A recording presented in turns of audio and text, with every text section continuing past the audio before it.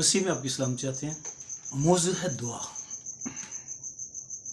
अमाल की किताब उसकी 12वीं बाब में जब कलीसिया बात दिलो जान दुआ कर रही थी तो क्या हुआ? खुदा का फरिश्ता आया और लिखा है कि देखो खुदा का एक फरिश्ता आ खड़ा हुआ और उस कोठरी में नूर चमक गया और उसने पतरस की पसली पर हाथ मारकर उसे जगाया और कहा उठ, और जंजीरें उसके हाथ से खुल पड़ी। फिर फरिश्ते ने उससे कहा कमर बांध, अपनी जूती पहन ले, और उसने ऐसा ही किया। फिर उसने उससे कहा अपना चोगा पहन कर मेरे पीछे हो ले। वो आजाद हो गया। खुदा के फरिश्ते ने अपना किरदार अदा किया। कब?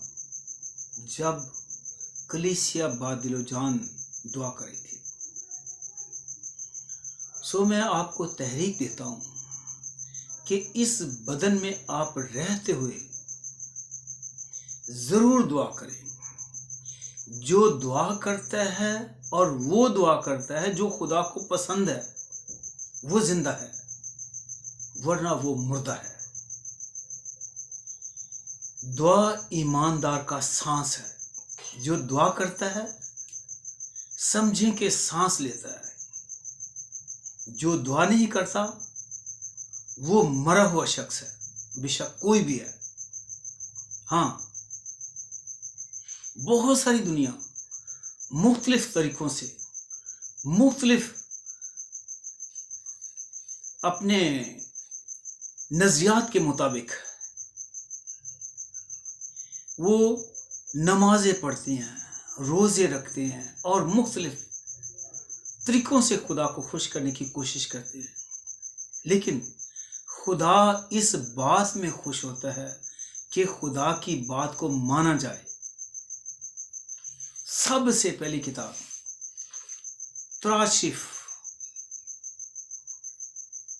जो हजरत मूसा अलैहिस्सलाम ने लिखी और खुदा की जात पाक ने लिखवाई, उसके बाद ज़बूर शरीफ जो बुजुर्ग दाऊद ने लिखा और मुख्तलिफ लिखारियों ने लिखा। किस्सुल अंबिया है, जितने भी नबी आए खुदा के, खुदा ने नबियों को भेजा। जो कुछ उन्होंने कहा वो खुदा के कलाम के मुताबिक और उसी वक्त उनकी सुनवाई हुई। मैं आज भी एलिया नबी की दुआ से बहुत ज्यादा मुतमईन हूं कि जैसे उसने खुदा को पुकारना शुरू किया और आसमान से आग आती है, वो कुर्बानी लकड़ी, पत्थर, मिट्टी और पानी को भी भस्म कर देती है। कैसी जबरदस्त दुआ है। क्या मेरी और आपकी दुआ इस हद तक जिंदा नहीं हो सकती?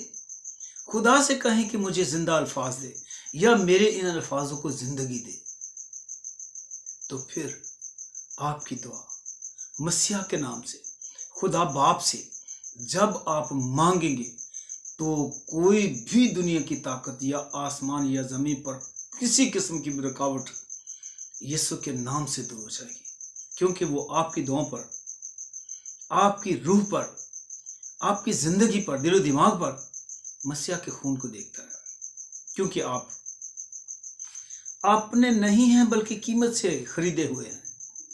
आप मसीहा के बेशकीमत खून से खरीदे हुए हैं। इसलिए मसीह ने कहा जागो और दुआ करो ताकि आजमाइश में ना पड़ो। खुदा के बंदे, बेफायदा अल्फाज खुदा को पसंद नहीं। थोड़े से हों, मुख्तसर हों और जानदार हों। आपकी दुआओं से बीमार शफा पाएंगे। आपकी दुआओं से बदरू गिरफ्तार आजाद हो जाएंगे। नशेबाज